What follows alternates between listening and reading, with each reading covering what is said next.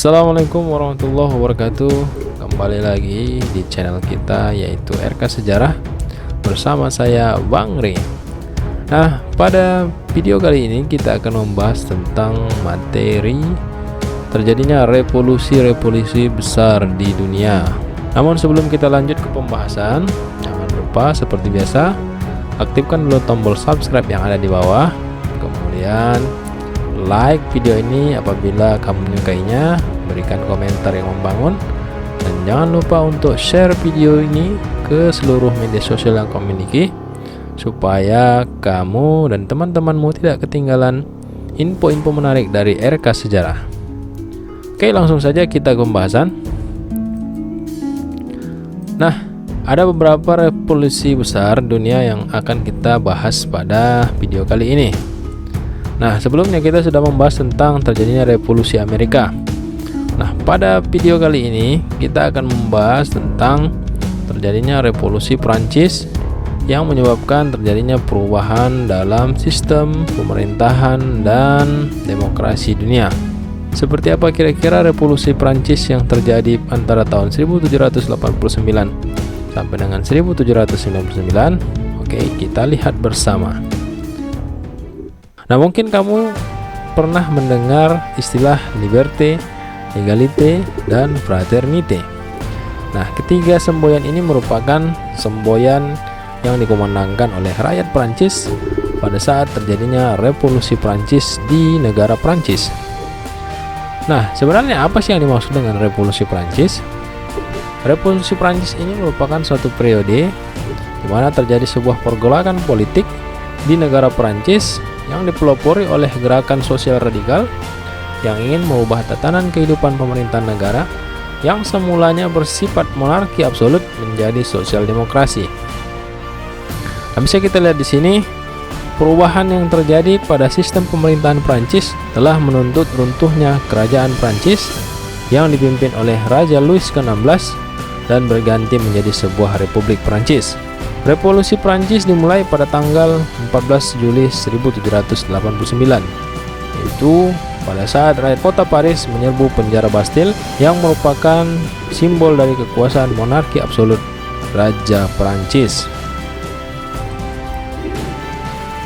Lantas, mengapa revolusi Prancis bisa terjadi? Nah, ada beberapa faktor yang menyebabkan terjadinya revolusi Prancis. Yang pertama adalah kemiskinan. Kemiskinan ini disebabkan karena beban yang ditanggung oleh rakyat pada waktu itu sangat besar, diakibatkan pemerataan pajak yang tidak sesuai atau tidak proporsional, di mana pada saat itu rakyat Prancis terdiri atas tiga golongan, yaitu bangsawan, kemudian tokoh agama, dan rakyat biasa. Dan beban pajak itu lebih besar dibebankan kepada rakyat biasa. Akibatnya rakyat tidak mampu menanggungnya sehingga terjadilah kemiskinan di mana-mana. Kemudian yang kedua adalah terjadinya kesenjangan sosial. Kesenjangan sosial yang diakibatkan tidak meratanya perekonomian di negara Prancis pada masa pemerintahan Raja Louis ke-16 dan memuncaknya kebencian terhadap golongan bangsawan akibat perbedaan kelas sosial yang begitu tinggi, menyebabkan revolusi Prancis ini menjadi sebuah ajang balas dendam. Di samping itu, yang menjadi penyebab terjadinya revolusi Prancis adalah karena kepemimpinan Raja Louis ke-16 yang tidak cakap dan cenderung pelin-pelan, tidak bisa mengambil keputusan, sehingga terjadi kemelut di tengah-tengah kehidupan masyarakat, di mana raja tidak mampu meredakan ketegangan yang terjadi antara golongan bangsawan, agama, maupun rakyat yang ada di bawah kekuasaannya. Faktor lain yang menyebabkan terjadinya revolusi Prancis adalah yaitu terjadinya kesulitan ekonomi akibat perang. Meskipun Prancis adalah salah satu negara terkuat di Eropa pada abad ke-18, di mana Prancis memiliki angkatan perang yang sangat kuat, namun di sisi lain ternyata Prancis tidak memiliki kekuatan dalam bidang ekonomi akibat perang yang terlalu banyak dan keterlibatan Prancis dalam berbagai perang, salah satunya adalah Perang Amerika. Meskipun Prancis pada waktu itu berhasil membawa kemerdekaan pada Amerika, namun ternyata perang tersebut meninggalkan hutang yang begitu banyak bagi Prancis. Selain itu, berkembangnya Aufklärung di Eropa dan juga munculnya sentimen-sentimen radikal terhadap kekuasaan raja yang absolut menjadi pemicu terjadinya revolusi Prancis. Selanjutnya, awal tumbuh dan berkembangnya semangat revolusi. Tumbuhnya semangat revolusi diawali karena adanya kekuasaan raja yang absolut. Kekuasaan raja tidak boleh ditentang. Akibatnya timbul perlawanan dari rakyat yang menginginkan bahwasanya kekuasaan raja tidak dapat dipertahankan. Raja memiliki wewenang penuh atas hukum dan pemerintahan. Hal ini menyebabkan raja menjadi semena-mena dan melakukan tindakan sesuka hatinya. Sistem pemerintahan yang absolut ini sudah dimulai sebenarnya sebelum Raja Louis ke-16. Pada masa Raja Louis ke-14 yang memerintah antara tahun 1643 sampai dengan 1715, negara Prancis berada di bawah kekuasaan yang sangat absolut. Bahkan, Louis ke-14 memerintah sampai dengan 72 tahun. Salah satu semboyan yang sering diucapkan oleh Louis ke-14 adalah L'État est moi, yang artinya saya adalah negara atau negara adalah saya. Ini menunjukkan bahwasanya kekuasaan raja benar-benar di atas segala-galanya. Selain itu, masalah diskriminasi sosial yang merebak di kalangan rakyat Prancis juga menjadi pemicu terjadinya revolusi Prancis. Pembagian masyarakat Prancis menjadi 3 golongan, yaitu golongan agama yang terdiri atas para pendeta, kemudian golongan bangsawan, para raja dan keluarga raja, dan golongan rakyat biasa yang terdiri atas golongan borjuis dan rakyat jelata. Penggolongan masyarakat menjadi 3 golongan tersebut tidak lain adalah untuk mengamankan kekuasaan raja dan menempatkan raja pada posisi yang tertinggi, sementara rakyat dan kalangan borjuis berada di kalangan yang paling bawah dan mendapat bagian terkecil dari penguasaan tanah. Meskipun demikian, rakyat tetap menanggung pajak yang paling besar dari semua golongan. Hal inilah yang menyebabkan terjadinya kecemburuan sosial yang kemudian meledak sehingga terjadilah sebuah revolusi yang menyebabkan perlawanan terhadap kekuasaan raja. Selain itu, buruknya sistem perekonomian yang dimiliki oleh Prancis juga menjadi salah satu penyebab timbulnya semangat revolusi Prancis. Ditambah lagi dengan adanya hutang akibat perang yang ditimbulkan oleh Prancis juga semakin memperparah keadaan perekonomian. Ditambah lagi dengan gaya hidup keluarga kerajaan yang suka berpoya-poya dan sering mengadakan pesta tanpa menghiraukan keadaan rakyatnya, menyebabkan kebencian rakyat semakin meningkat terhadap kerajaan. Selain itu, munculnya pemikiran baru yang disebabkan adanya Aufklärung yang terjadi di Eropa telah melahirkan keberanian dalam mengkritik berbagai kesalahan dalam pemerintahan, baik secara politik, ketidakadilan sosial, maupun kondisi keuangan yang dialami oleh negara. Selain itu, juga munculnya para tokoh filsuf seperti Montesquieu, Voltaire, dan J.J. Rousseau yang mengemukakan ide-ide tentang pemikiran baru bagaimana cara mengelola pemerintahan yang berdasarkan prinsip demokrasi, di mana kekuasaan negara harus dibagi menjadi 3, yaitu atas legislatif, eksekutif, dan yudikatif.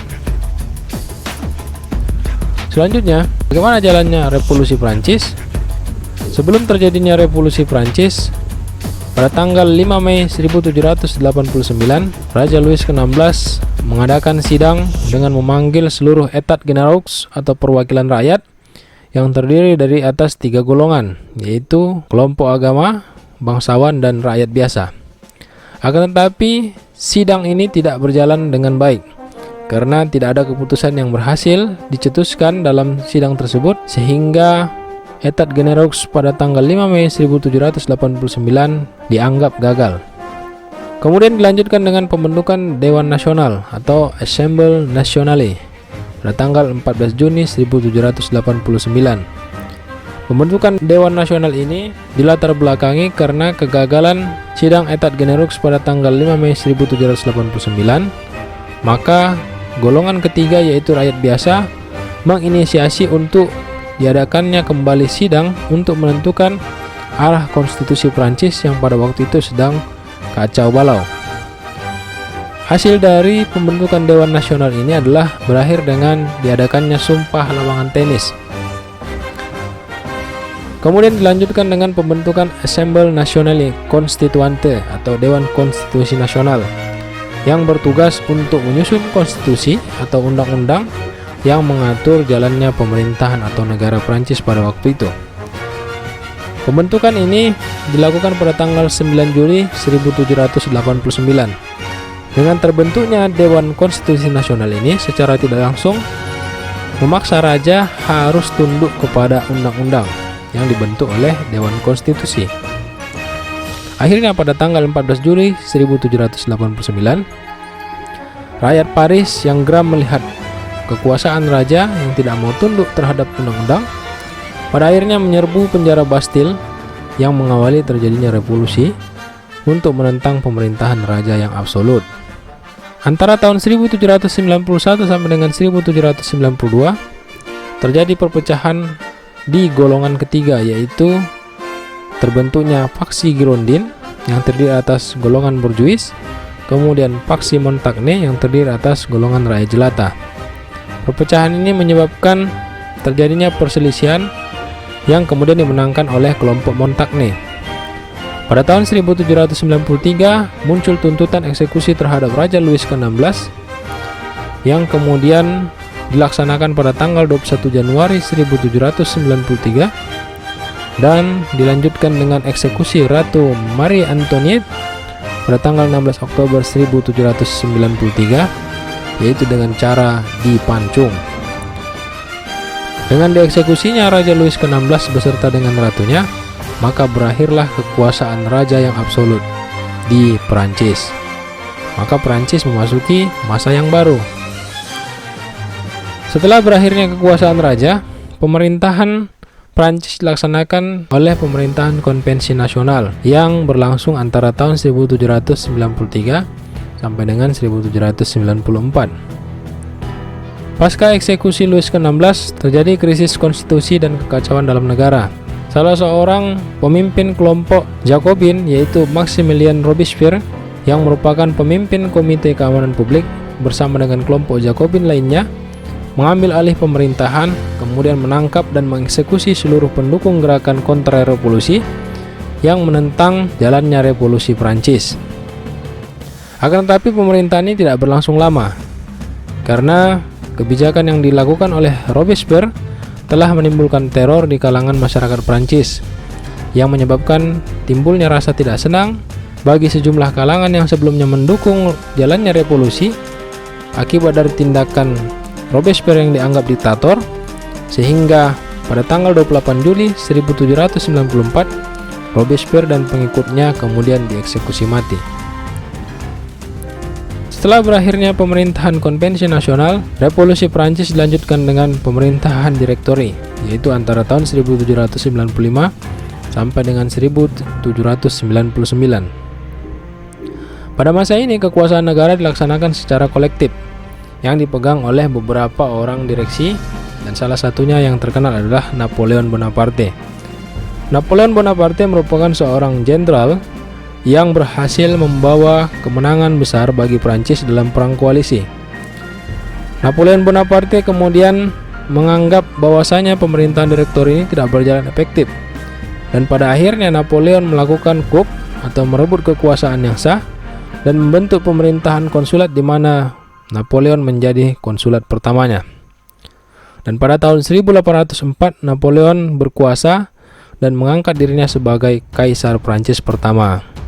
Dengan diangkatnya Napoleon sebagai Kaisar Prancis, maka revolusi Prancis yang semulanya mengubah Prancis dari monarki absolut menjadi republik berubah menjadi kerajaan atau kekaisaran yang bersifat absolut.